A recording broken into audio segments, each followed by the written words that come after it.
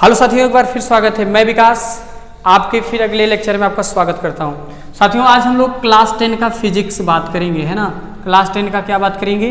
Physics की दुनिया में चल रहे हैं, है ना। बिल्कुल, अब जरा समझ लो क्या कहना है मेरा। क्लास 10 के फिजिक्स में मैंने कौन कौन से टॉपिक कवर किए थे आपको पता है। मैंने इलेक्ट्रिक करंट पढ़ाया, विभवांतर पढ़ा दिया था, उसके बाद में हम लोग प्रतिरोध पढ़ लिए थे, ठीक है। रेजिस्टेंट प्रतिरोध के बारे में भी हम लोग क्या कर लिए थे, पढ़ लिए थे। उसके बाद में ओहम्स लॉ, ठीक है, ओहम्स लॉ के बारे में भी हमने पढ़ लिया। इसके बाद में हम लोग प्रतिरोध कम्बिनेशन ऑफ रेजिस्टेंट के बारे में भी जानकारी लिया। उसके बाद में हम पढ़े थे इसका दो प्रकार का संयोजन करते हैं। एक होता है क्या साथियों, श्रेणी क्रम, और एक क्या होता है, समांतर क्रम, अर्थात इन सीरीज इन पैरेलल। ये सारी जानकारी लिया था। क्या चीज पढ़ा था? R equal to R1 plus R2 plus R3, और इसमें क्या पढ़ा था? 1/R equal to 1/R1 plus 1/R2 plus 1/R3। तो ये टॉपिक के बारे में हमने पढ़ चुके हैं, ठीक है। ये बेसिकली हम लोग इसको क्या कर चुके हैं, खत्म कर चुके हैं, ठीक। ओम का नियम पढ़े हैं। यदि किसी चालक की भौतिक अवस्था विशेषता ताप में कोई परिवर्तन न किया जाए तो चालक में होकर बहने वाली धारा I विभवांतर V के समानुपाती होता है, ठीक है ना। V equal to I into R, ठीक है। V बराबर I इंटू R, ये टॉपिक पढ़ चुके। विभवांतर V बराबर W/Q, ठीक है ना। W/ क्या होता है, Q होता है। ये भी हम पढ़ चुके हैं, बिल्कुल पढ़ चुके हैं। ये भी विभवांतर पढ़ चुके हैं। V बराबर I इंटू R, ये भी पढ़ चुके हैं। तो ये बेसिकली हमारा जो बेसिक टॉपिक था हम इसको पढ़ चुके हैं। आज जो हम बात करेंगे इसके आगे से बात करेंगे। आज यही हमारा मेन कॉन्सेप्ट रहेगा कि ये चैप्टर को आज क्या कर दें, फिनिश कर दें, ठीक है। चलिए शुरू करते हैं। आज का वीडियो बहुत ही इंपॉर्टेंट चलेगा, है ना, बहुत ही खास। तो साथियों जरा समझिए, सबसे पहले हम लोग पढ़ेंगे प्रतिरोधकता। क्या पढ़ेंगे? हम बात कर रहे थे इलेक्ट्रिक करंट, है ना। इलेक्ट्रिक करंट का मतलब होता है विद्युत धारा, यही तो बात कर रहे थे साथियों, विद्युत धारा, है ना। तो जरा समझिए कि इलेक्ट्रिक करंट विद्युत धारा की हम बात कर रहे थे। आज जो हमारा टॉपिक रहेगा वो रहेगा प्रतिरोधकता, प्रतिरोधकता, है ना। तो जरा समझो, प्रतिरोधकता के बारे में आज हमें लेक्चर लेना है। तो फटाफट आज ये लेंगे। उसके बाद में विद्युत धारा का तापी प्रभाव या ऊष्मीय प्रभाव की बात करेंगे, विद्युत शक्ति की बात करेंगे, ठीक है ना। तो ये जो छोटे छोटे टॉपिक हैं फटाफट आज इसको कवर कर लेना है। तो आज ये टॉपिक हमारा क्या हो जाएगा, खत्म हो जाएगा। तो साथियों जरा समझिए क्या कि प्रतिरोधकता क्या है, कहां से निकला। आइए शुरू करते हैं। आप जानते हैं किसी चालक में प्रतिरोध को किसे दिखाते हैं? R से। प्रतिरोध R लंबाई L के समानुपाती तथा अनुप्रस्थ काट के क्षेत्रफल के व्युत्क्रमानुपाती होता है, व्युत्क्रमानुपाती होता है। यही तो होगा।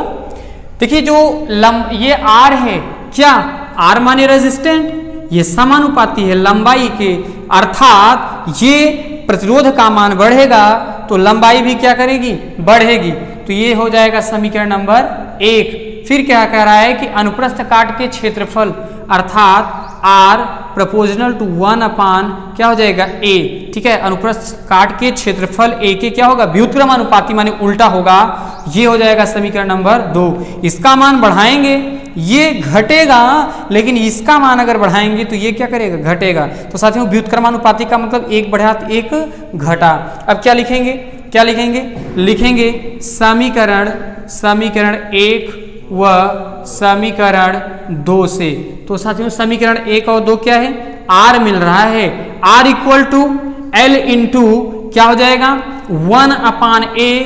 R इक्वल टू L/, क्या हो जाएगा, A, है ना। क्या हो जाएगा, L/A हो जाएगा। अब जरा समझिए क्या हमने बताया, हो जाएगा क्या कि R मिल रहा है तो R प्रोपोर्शनल टू क्या हो जाएगा, L इंटू 1/A, और R, ठीक है, प्रोपोर्शनल टू इसका मल्टीप्लीकेशन करेंगे तो L/, क्या हो जाएगा, A हो जाएगा। इसको हटाएंगे तो R, इसको हटाएंगे तो क्या लगा देंगे, रो, ठीक है ना। रो ए, ठीक है ना, क्या हो जाएगा L अपान ए, L अपान ए क्या हो जाएगा साथियों, L अपान ए। तो जरा समझिए क्या यही हमारा क्या कहलाता है, प्रतिरोधकता। क्या कहलाता है, प्रतिरोधकता कहलाता है। जरा समझिए क्या चीज हमने बताया, हमने साथियों बताया कि R equal to rho into L upon ए।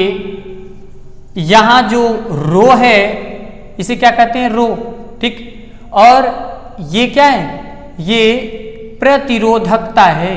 क्या है, प्रतिरोधकता है ना, तो ये प्रतिरोधकता हुआ। चलिए अब इसी की तो बात करना है मुझे।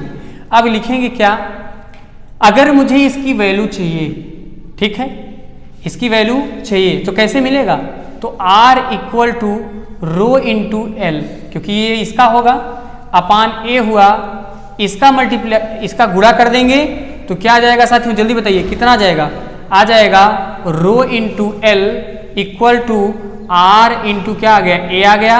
मुझे वैल्यू किसकी चाहिए, मुझे मान चाहिए रो का, तो rho equal to R into ए, ये एल बेचारा नीचे जाएगा, एल आ गया, और आप देख रहे हैं आपका रो की वैल्यू आ गई, ठीक है। तो अगर मात्रक की बात करें साथियों, किसका, मात्रक की बात करें तो जरा समझ लो, तो रो का मात्रक क्या हो जाएगा, ये आर है, आर का मात्रक क्या हो जाएगा, ओम हो जाएगा, ठीक है। अब ये क्या है, ए माने क्षेत्रफल, लंबाई गुणे चौड़ाई, मीटर मीटर मीटर स्क्वायर, लेकिन इसको हम सेंटीमीटर भी लिख सकते हैं। तो सेंटीमीटर स्क्वायर, अगर ये लंबाई है इसको भी सेंटीमीटर छोटी मात्रक से माप रहे हैं, तो एक से ये जाएगा, ठीक है।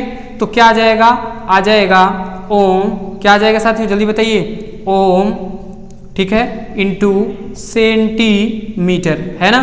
तो ये क्या आ गया, ये आ गया प्रतिरोधकता का मात्रक। तो हम आशा करते हैं ये बात आपको समझ में आ गया होगा। चलिए फटाफट तो एक एक टॉपिक को चलेंगे, ठीक है, टाइम ज़्यादा नहीं लेंगे, तो आशा करते हैं अच्छे से समझ में आ गया होगा। तो साथी चलिए अब हम बात करेंगे विद्युत धारा का ऊष्मीय प्रभाव, ठीक है, विद्युत धारा का ऊष्मीय प्रभाव, विद्युत धारा का ऊष्मीय प्रभाव, इसी को हम लोग तापीय प्रभाव भी कहते हैं। क्या कहते हैं, तापीय प्रभाव, ठीक है ना। तो जरा समझ लो, हीटिंग जिसे बोलते हैं, तापीय माने क्या होता है, हीटिंग, क्या होता है, हीटिंग होता है। हीटिंग का मतलब क्या होता है, तापीय या ऊष्मीय होता है। तो जरा समझिए विद्युत धारा का ऊष्मीय प्रभाव क्या है ना, हमारे पास दिस इज कंडक्टर, ये देखो खराब रास्ता, मतलब ये रेजिस्टेंट है, और हमने किया क्या, यहां मैंने एक बैटरी को लगा दिया है, पॉजिटिव निगेटिव।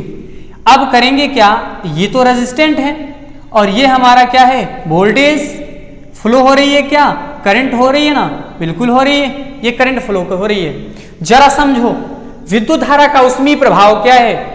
आप जानते हो कभी कभी ऐसा भी होता है कि किसी चालक में हम करंट प्रवाहित करते हैं, तो कुछ समय के बाद वो चालक या कंडक्टर हमें गर्म दिखाई देता है, ठीक है ना। ऐसा क्यों होता है, कभी कभी ऐसा भी देखते हैं कि कोई बल्ब आप मार्केट से लाएं, उसको लगाएं, तो उसमें आप देखें ना 2 रुपए 3 रुपए जो भी आता हो, पहले आता था कि नहीं, बिल्कुल आता था। जब उसको आप बैटरी से लगाते थे तो ये बहुत तेज गर्म हो जाता था। ऐसा क्यों हो रहा है, आप ये भी देखते हैं कुछ ऐसे भी पतले कंडक्टर चालक हैं, आप उसका यूजेस करते हैं तो क्या होता है, कुछ समय के बाद वो सर्किट से अपरिपथ क्या हो जाते हैं, हीट हो जाते हैं। ऐसा क्यों होता है, आप जानते हैं साथियों, क्या हमारे पास ये है कंडक्टर, ठीक है ना, flow the current 1 point two another point, धारा दे रहे हो, एक बिंदु से दूसरे बिंदु तक अगर बह जा रही है तब तो वो कंडक्टर होगा, अगर ऐसा नहीं हो रहा है तो कंडक्टर नहीं होगा। जरा समझिए, हम बता रहे हैं आपको, क्या ये कंडक्टर है, आप जानते हैं ना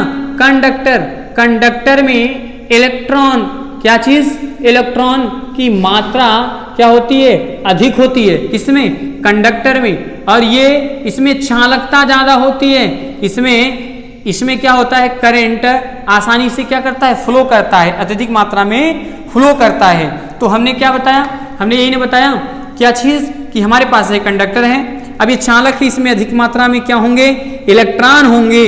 अब जानते हैं आप, जब तक इसमें करंट नहीं देते हैं तो ये क्या करते हैं, स्लो ही मोशन में गति करेंगे, लेकिन ये जिग जैग आपस में आते जाते रहते हैं, ठीक है ना, जिग जैग मोशन करते हैं। लेकिन जब आप करंट देते हो तो ये क्या करता है, ये करेंगे क्या, एक ही दिशा में तेजी से बहेंगे। जानते हैं ना कि जब इस कंडक्टर या चालक में इसके लिमिट से ज्यादा जब आप करंट दोगे अर्थात करंट ज्यादा फ्लो कराओगे, जानते हैं ना कोई पाइप है पतली वाली पाइप, उसमें ज्यादा पानी प्रवाह करवा रहे हो तो ये क्या करेगा, बहुत तेजी से फूलेगा, बहुत तेजी से फूलेगा, ठीक है ना। तो तेजी से फूलेगा, हो सकता है फट भी सके, है ना, तेजी से फूल सकता है। तो आपको बहुत देखने में ऐसा लगा, ऐसा आप फील करोगे, महसूस करोगे।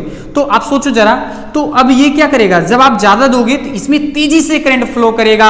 जब इसमें तेजी से आप करंट देंगे, तेजी से फ्लो कराएंगे, तेजी से इलेक्ट्रॉन क्या करेगा, करंट बहुत तेजी से फ्लो करेगा, तो इसके इलेक्ट्रॉन बहुत तेजी से क्या करेंगे, जाना शुरू करेंगे। तो ये क्या करेंगे, जब इतना तेज गति करेंगे तो ये आपस में टकराएंगे, तो गति करते करते तो गतिज ऊर्जा उत्पन्न हो जाएगी, और गतिज ऊर्जा के कारण ही ये कंडक्टर या चालक क्या हो जाता है, हीट हो जाता है। जानते हैं ठीक यही फिजिक्स यहां लागू होता है। इसके पीछे क्या छिपा है फिजिक्स, जरा समझिए।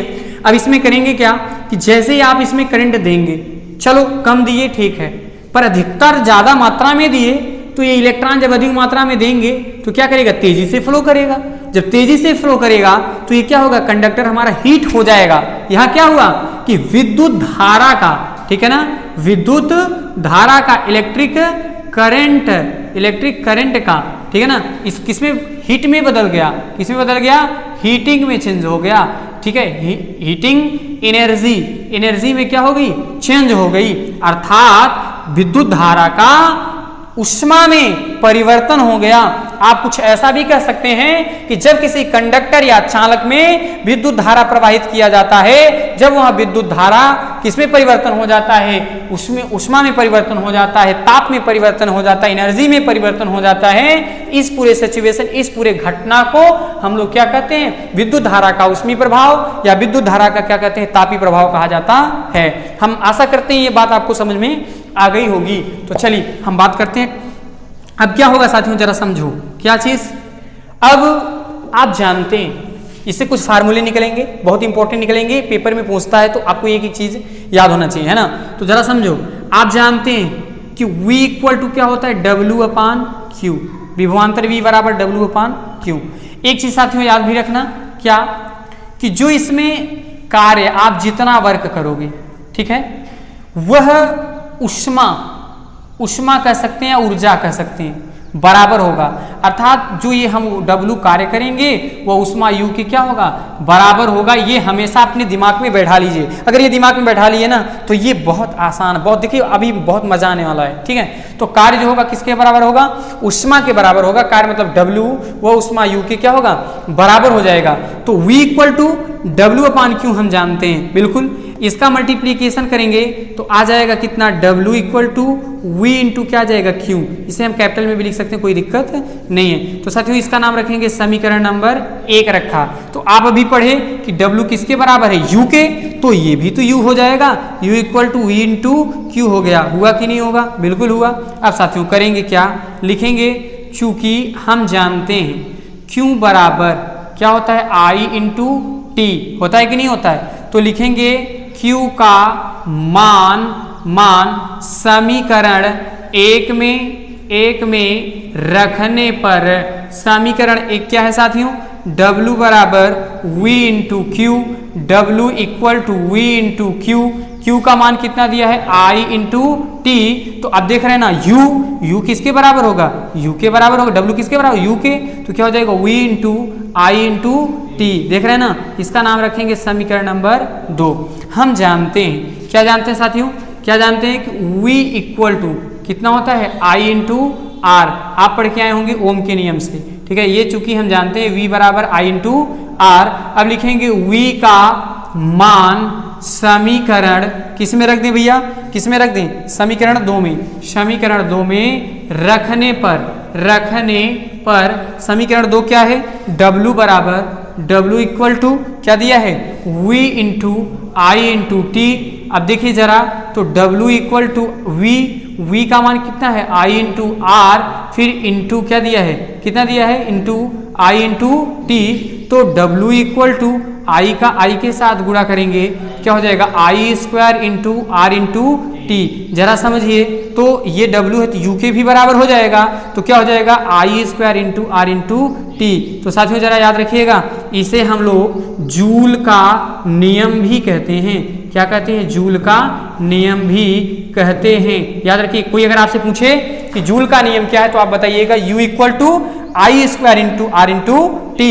ठीक है ना। जब क्या हो R और T निश्चित हो तो U प्रोपोर्शनल टू I²। जब I और T निश्चित हो तो U प्रोपोर्शनल टू R। लेकिन जब I और R, ठीक है ना, I और T निश्चित हो तो U प्रोपोर्शनल टू R। लेकिन जब I और R निश्चित हो तो U प्रोपोर्शनल टू क्या हो जाएगा? T। यही हमारा जूल का नियम कहलाता है। तो ये हमारा क्या हो गया? विद्युत धारा का उष्मीय प्रभाव। तो नोट कर लीजिए जल्दी से। ठीक है, चलिए इसको हम मिटाते हैं। अब जरा साथियों देखिए फटाफट, अब हम लोग पढ़ेंगे विद्युत शक्ति। ठीक है, इलेक्ट्रिक पावर, विद्युत शक्ति। जरा समझिए विद्युत शक्ति क्या है।